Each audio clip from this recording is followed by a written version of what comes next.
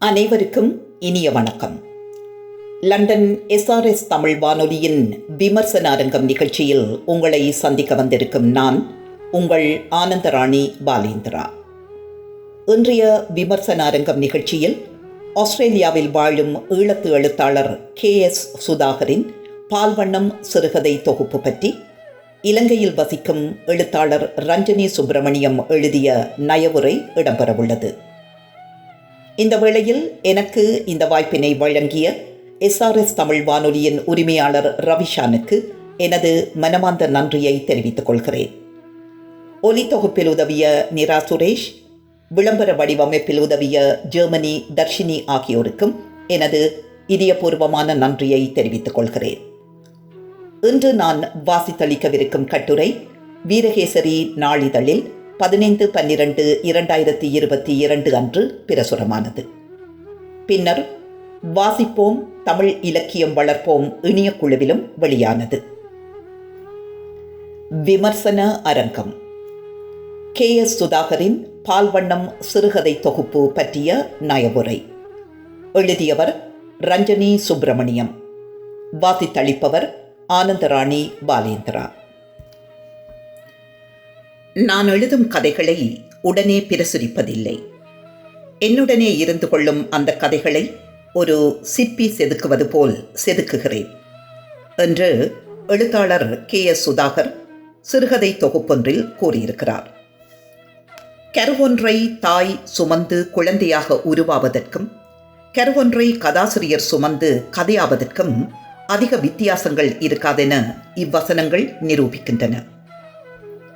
படைப்பாளியின் இயல்பான திறன், அழகியல் ரசனை என்பவற்றிற்கு ஏற்ப படைப்பின் தரம் பலவாறாக நிர்ணயிக்கப்படுகின்றது. படைத்த பின்னும் அக்குழந்தை எதிர்காலத்தில் நற்பெயர் பெற வேண்டுமே என்ற எதிர்பார்ப்பும் இரண்டுக்குமே பொதுவானது. ஜனரஞ்சக எழுத்தாளரான KS சுதாகர் அவர்களின் பால்வண்ணம் சிறுகதை தொகுப்பும் சிறப்பான எதிர்பார்ப்புகளை கொண்டிருப்பது நியாயமே.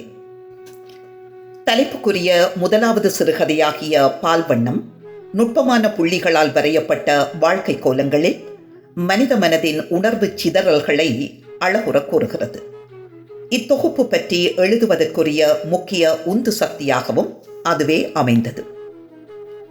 12 சிறுகதைகளை கொண்டுள்ள இத்தொகுப்பு சென்னை எழுத்து பதிப்பகத்தின் பிரசுரமாகும்.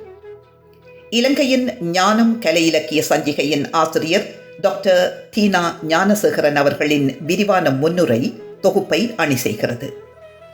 பாத்திரங்களின் மனோநிலையை வார்த்தைகளால் காட்டாது வாசகரின் மனதில் ஏற்றிவிடுவதில் சுதாகரின் அபார திறமை பளிச்சிடுகிறது. எழுத்தாளனது வெற்றியானது தனது படைப்பின் மூலம் வாசகனின் சிந்தையில் ஊடுருவுவதிலேதான் பெரிதும் தங்கியுள்ளது என்ற முன்னுரையாளரின் கூற்று சிறப்பானது. இத்தொகுப்பில் இருக்கும் சிறுகதைகளில் பேசப்படும் பிரதான தொனிப்பொருளாக இன்றைய உலகில் மனிதமன அவசங்கள், நவீன தொழில்நுட்பத்தின் சாதக பாதக விளைவுகள், தலைமுறை மாற்றங்கள், புலம்பெயர்வின் மனநிலை மாற்றங்கள், ஆதிக்க சக்திகளினால் மேற்கொள்ளப்பட்ட அவலங்கள், கோவிட் நோய் நிலைமை ஆகியன அமைந்துள்ளன. வடிவ நேர்த்தியுடன் ஜனரஞ்சகமாக அமைந்திருக்கும் கதைகளினோடு ஆங்காங்கே மெலிதாக இழையோடும் நகைச்சுவை ரசிப்புக்குரியதாக இருக்கின்றது. நுட்பமான விடயங்கள் பல கதை தளமாக அமைந்திருக்கும் அதே சமயம் ஓரிரு கதைகளில் கூறப்படும் சம்பவங்கள் கேள்விக்குரியனவாகவும் இருக்கின்றன. நிறைகளை முதலில் கூறி குறைகளை பிறகு நோக்குவதே சிறப்பு. பால்வண்ணம் சிறுகதையின் வாசிப்பு அனுபவத்தை அவ்வளவு எளிதாக எழுத்தில் கொண்டு வருவது சாத்தியமானதல்ல. ஒவ்வொரு சம்பவமும் உரையாடல்களும் முடிவும் ஆழ்ந்த உணர்வலைகளை தருபவை. வென்றாலும் தோற்றாலும் காதல் உணர்வுகள் காலத்தை வெல்வதுடன் நிரந்தரமானவையும் ஆகும். செழுமையும் கூர்மையும் மிக்க சொற்களை சிறப்பாக கோர்த்து படைக்கப்பட்ட இக்கதை பலராலும் விதந்துரைக்கப்படும் என்பது எதிர்பார்ப்பு. குறிப்பிட்டு சொல்லக்கூடிய அழகுகள் இல்லாவிட்டாலும் அவனின் மனம் கவர்ந்தவள். அவளை மணப்பதற்கு ஆசைப்பட்டாலும் கல்வியில் எல்லையில்லாத கனவுகளை கொண்டிருக்கும் அவளை அடைவதற்கு அவனால் காத்திருக்க முடியவில்லை. 30 வருடங்களின் பின் லௌகீக வாழ்வின் நிறைவில் மனைவியின் இறப்பின் பின் சிட்னி நகரில் அவளை முதற்கன்னியாக காண்கிறான். அவளின் வேண்டுதலின் பேரில் ஓரிரவை அவளது வீட்டில் கழிக்கிறான். இச்சந்தர்ப்பத்தில் வாசகரின் எதிர்பார்ப்புகள் எத்தகைய உச்சங்களை கொண்டதாக இருக்கும். ஏன் தங்கச் சொன்னாள் என்ற சபலமும், கேட்பதற்கு தயக்கமும், ஆழம் பார்க்கும் மனநிலையும், இளமையில் தான் அவளுக்கு எழுதிய கடிதத்தில் குடும்பத்தினரிடம் அவளை குற்றவாளியாக்கிய குயுக்தி நிறைந்த தந்திரமும், இனி இணைந்து வாழ்தல் சாத்தியமா என்பதாக அவன் மனதினுள்ளும் நியாய தர்க்கங்களும் மனித மனதின் ஆழ அகலங்களை மட்டுமல்லாது ஆணியத்தின் தற்காத்தல் சிந்தனைகளையும் புலப்படுத்துகின்றன. அன்றிரவு அவளின் இங்கிதமும் பாசமும் அவனை நெகிழ வைக்கின்றன.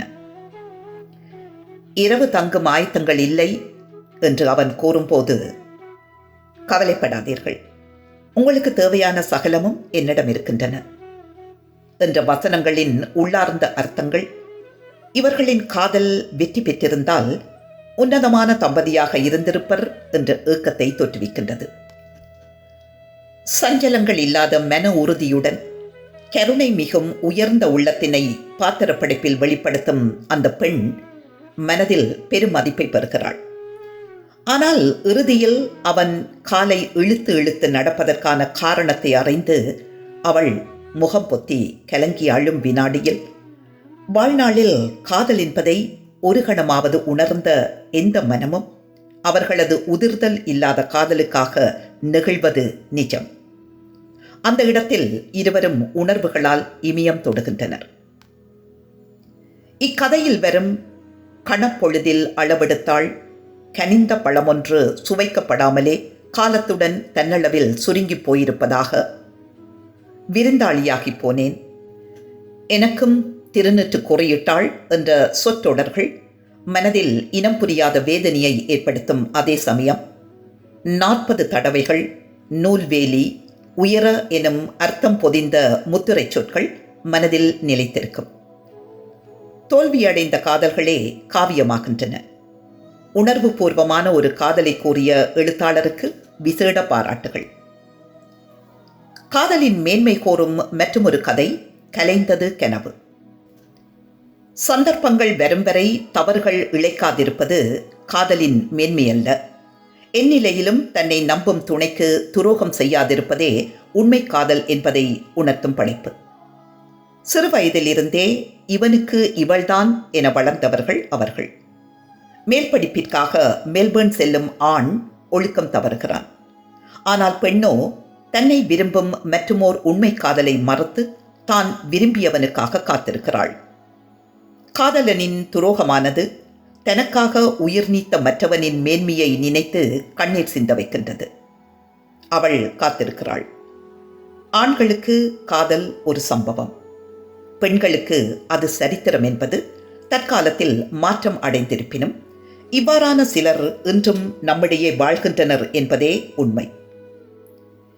ஏதேனும் ஒரு வழியில் என்றோ ஒரு நாள் ஆதிக்க சக்திகளினால் வன்முறைகளையும் பேரழிவுகளையும் சந்தித்த சில இனங்களின் சமகால நிகழ்வுகள், வாழ்க்கை சிக்கல்கள் மற்றும் எதிர்கால நம்பிக்கைகளை அடிப்படையாக கொண்டு 4 கதைகள் அமைந்துள்ளன.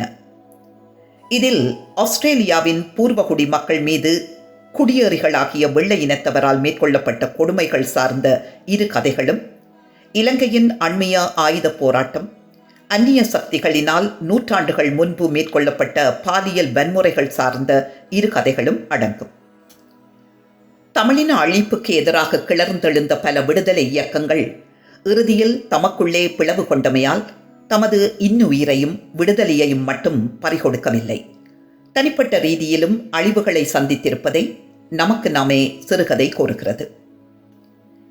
ஒரு இயக்கத்தின் ஆதரவாளராக இருந்தமையால் இளம்பெண் ஒருத்தி பொருந்தி வந்த மன வாழ்வுக்கான சந்தர்ப்பத்தை இழக்கிறாள். அதே சமயம் பிரிதோர் இயக்க ஆதரவாளரின் காதலை அவள் நிராகரித்ததால் வன்புணர்வுக்குட்பட்டு கொலை செய்யப்படுகிறாள். கிருஷ்ணவேணியை சிங்கள இராணுவம் கொல்லவில்லை, ஆயுதம் எடுத்தோம், நமக்கு நாமே எதிரியானோம் என்ற இறுதி வசனங்கள் எத்தனை ஆழமானவை. தமிழினத்தின் சாபங்கள் இவி என்றே நினைக்க தோன்றுகிறது. சுய நிர்ணய உரிமைகள் கிடைத்தாலும் இத்தகைய மனோநிலைகளை நம்மவர்களால் களைய முடியுமா என்ற கேள்வி எழுகிறது. ஏன் என்ற கதை வித்தியாசமானது. புலம்பெயர்ந்த தமிழ் தம்பதிக்கு வெள்ளை வெளிர் என்ற உடலுடனும் பழுப்பு நிற தலைமுடியுடனும் பூனை கண்களுடனும் ஒரு குழந்தை பிறந்தால் என்னென்ன குடும்ப பிரச்சனைகளை எதிர்கொள்வார்கள்? ஏனையோரின் பார்வை எவ்வாறு இருக்கும்? பிறந்த குழந்தை இறந்து விட்டது என்று பொய் கூறும் அளவுக்கு பிரச்சனைகள் உக்கிரமாக இருக்கும். இதற்கான பதில் தலைமுறைகளுக்கு முந்தியது. கதையில் ஒரு வசனம். நம் இனத்தில் எத்தனை பெண்கள் சிங்கள காடையர்களுக்கும் இராணுவத்தினருக்கும் பலியாகி போய்விட்டார்கள். நூற்றாண்டுகளுக்கு முன் வந்த ஐரோப்பியரும் இதைத்தானே செய்தார்கள். உண்மைதான். குற்றம் செய்தவர் இருக்க குற்றமற்றவர்கள் தலைமுறைகள் கடந்தும் பாதிப்புக்கு உள்ளாகின்றனர். இதை வாசிக்கும் போது வினோதமான எண்ணம் ஒன்று தோன்றியது. இவ்வாறான தமிழ் சிங்கள கலப்பினமாக தோன்றும் சிலராவது எதிர்காலத்தில் பரந்த மனம் கொண்டு நாட்டின் தலைவர்களாகி இனங்களுக்கிடையே நியாயமான தீர்வொன்றை தரமாட்டார்களா என்பது. இந்த எதிர்பார்ப்பு எவ்வழியிலாவது நிஜமாகும் என்ற நம்பிக்கையை தருவது கீழ்காணும் வேறு இரு கதைகள். நிறவரியை அமுல்படுத்தியவர்களின் வாரிசுகளும் நிறவரிக்கு உள்ளானவர்களின் வாரிசுகளும் இன்று மனமொத்து இணைகிறார்கள். தலைமுறை தாண்டிய தரிசனங்கள் கதை முடிவு இவ்வாறு கூறுகிறது. ஆஸ்திரேலிய பழங்குடியினரான ஆதிவாசி இன பெண்கள் மீது குடியேறிகளாகிய ஆங்கிலேயர்களின் பாலியல் வன்புணர்வு காரணமாக வெள்ளைத்தோல் கொண்ட கலப்பின குழந்தைகள் உருவாகினர். இக்குழந்தைகளும் ஆதிக்குடிகளிடமிருந்து களவாடப்பட்டு வெள்ளையர்களின் சமூகத்தினால் வளர்க்கப்பட்டனர். ஆனால் நிறவரி கொள்கைகளை அமுல்படுத்திய ஆங்கிலேய மூத்த தலைமுறையினரின் வாரிசுகள் பின்னாளில் மனமாற்றம் கண்டு பழங்குடியினரின் உரிமைகளையும் வாழ்விடங்களையும் படிப்படியாக கையளித்தார்கள். இதனால் அடோனி, கரோலின் போன்றோர்களது காதல் மட்டுமல்ல, பழங்குடியின மக்களின் வாழ்வும் நம்பிக்கையான எதிர்காலம் நோக்கி பயணிக்கின்றது என்கிறார் கதாசிரியர். இந்த மனமாற்றத்தினை விளக்கும் மற்றொரு கதையாக கனவு காணும் உலகம் சிறுகதை அமைந்துள்ளது. இங்கு தர்ணி என்னும் கலப்பின ஆதிவாசி பெண்ணின் தாத்தா வெள்ளை இனத்தவர். பூர்வீக குடிகளின் வாழ்க்கை முறையால் ஈர்க்கப்பட்டு அவர்கள் பற்றிய குகை ஓவியங்களையும் சிற்பங்களையும் படைத்து அவர்களுடனே மலையில் வாழ்கிறார். பிரபலமான கலைஞர். அவரது பேத்தி தர்ணி மற்றும் கலைஞரது மரண தருவாயில் தர்ணியை சிக்கலான நேரத்தில் மலைக்கு அழைத்துச் செல்லும் மனிதாபிமானம் மிக்க புலம்பெயர்ந்த தமிழ் டாக்ஸி ஓட்டுநர் தர்மு ஆகிய இருவரின் பாத்திரப்படைப்பும் உள்ளூரும் நகைச்சுவையும் ரசிப்புக்கு உரியவை. அந்த மனிதாபிமானத்துக்காக தர்ணியினால் தர்முவுக்கு அளிக்கப்படும் அன்பு முத்தமும் பெருமதி மிக்கது. தர்மு திகைத்திட தேவையில்லை, மகிழலாம். முன்பு ஆஸ்திரேலியாவின் பூர்வகுடி மக்களை குருவி சுடுவது போல சுட்டு தள்ளிய வெள்ளைக்காரர்களே பின்பு அதற்காக அவர்களிடம் மன்னிப்பும் கேட்டார்கள். பறித்த நிலங்களையும் படிப்படியாக கொடுத்து கொண்டும் இருக்கிறார்கள், அங்கீகரிக்கிறார்கள். தர்ணியின் தாத்தா போன்ற பரந்த மனப்பான்மையுள்ள உதாரண புருஷர்கள் இலங்கை தமிழர்களுக்கும் ஒரு நாள் கிடைப்பார்கள். உந்த நிலை யாருக்கும் வரலாம், எந்த இனத்துக்கும் வரலாம். அதாலதான் இந்த பூமி இன்னமும் எங்களை எல்லாம் தாங்கிக் கொண்டிருக்கின்றது என்ற தர்முவின் வார்த்தைகளும் எதிர்கால நம்பிக்கைக்கான அத்திவாரங்களே. அம்மாவின் 80வது பிறந்த தின உரை புலம்பெயர்வானது சாதியம் சார்ந்து தந்த மனநிலை மாற்றங்களையும் பாம்பும் ஏடியும் கதை புலம்பெயர்ந்தாலும் பெண்களை மயக்கி ஏமாற்றும் கீழ்மை மனநிலை சிலரிடம் மாறாதென்பதையும், தூங்கும் பனிநீர் கதை போதை வஸ்து பாவனையின் பாதகங்களுடன் புலம்பெயர்ந்தாலும் சிலரிடம் ஆணாதிக்க மனநிலை தொடரும் அவலத்தையும் கூறுகின்றன.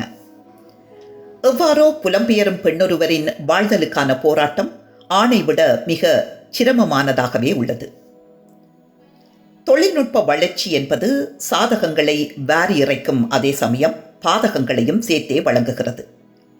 பொறாமை கொண்ட தோழியினால் பரிசளிக்கப்படும் ஸ்மார்ட் போனில் இருக்கும் செயலியின் விளைவாக தன்னை யாரோ தொடர்வதாக எண்ணி மனநிலை பாதிக்கப்படும் பெண்ணின் அவலத்தை கோரும் கதை யாரோ ஒளித்திருக்கிறார்கள். நவீன தொழில்நுட்பங்களை அதிகளவில் பயன்படுத்தும் அனைவரும் சிந்திக்க வேண்டிய விடயம். சில குறைகளை நோக்கினால், பால் வண்ணம் எவ்வளவு நுட்பமான சிந்தனைகளுடன் படைக்கப்பட்டிருந்ததோ அதற்கு எதிராக அனுபவம் புதுமை எனும் சிறுகதை பல முரண்களையும் கேள்விகளையும் மனதில் எழுப்புவதாக அமைந்துள்ளது. இறுதி வருட மருத்துவம் கேட்கும் 7 பேர் கொண்ட மாணவர் குழுவின் ஒப்படை ஒன்றிற்காக தொற்றா நோய் கொண்ட நோயாளி ஒருவர் பெயரிடப்படுகிறார். வீட்டில் தனியாக வாழ்பவர். ஒரு வருட காலத்தில் 12 தடவைகள் நோயாளியை அவதானிக்க வேண்டும். ஒப்படை முடிவதற்கிடையில் நோயாளி மரணமடைகிறார்.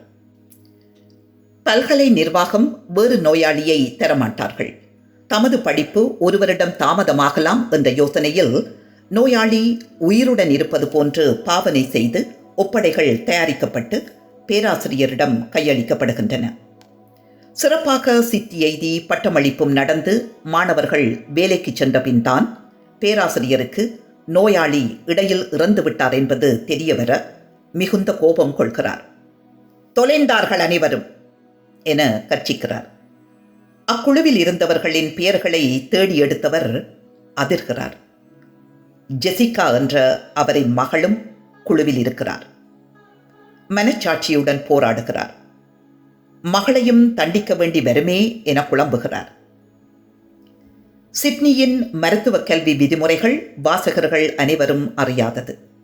எனினும் மனதில் எழும் கேள்விகளால் குழம்ப நிற்கிறது. நோயாளி இடையில் இறந்தது மாணவர்களின் குற்றமல்ல. 1 வருடம் மாணவர்களை தாமதமாக்குவது நியாயம்தானா? பேராசிரியரின் மகளுக்கு அவரே பரீட்சை புள்ளிகளை இடுபவராக இருப்பது அங்கு வழக்கமானதா? பொதுவான தர்ம நெறிமுறைகள் இதனை அனுமதிக்குமா? பக்கம் 134 நோயாளி இறந்த பின் துவாரகன் 2 தடவைகள் நோயாளியை சந்தித்தான் என்றிருப்பது சரிதானா? இந்த வசனத்தை தவிர்த்திருக்கலாம். குழுவின் 7 பேரில் 2 மட்டுமே நோயாளியை சந்திப்பதாக குறிப்பிடப்படுகிறது. ஏன்? சில குறைகள் இருப்பினும் நிறைகள் மிகுந்த ஏனைய கதைகளின் மூலம் சுவாரஸ்யமான வாசிப்பு அனுபவத்தை தந்த எழுத்தாளர் சுதாகருக்கு மனமார்ந்த வாழ்த்துகள். இதுவரை நீங்கள் கேட்டது விமர்சன அரங்கம். KS சுதாகரின் பால்வண்ணம் சிறுகதை தொகுப்பு பற்றிய நயவுரை. எழுதியவர் ரஞ்சனி சுப்பிரமணியம். வாசித்தளித்தவர் ஆனந்தராணி பாலேந்திரா.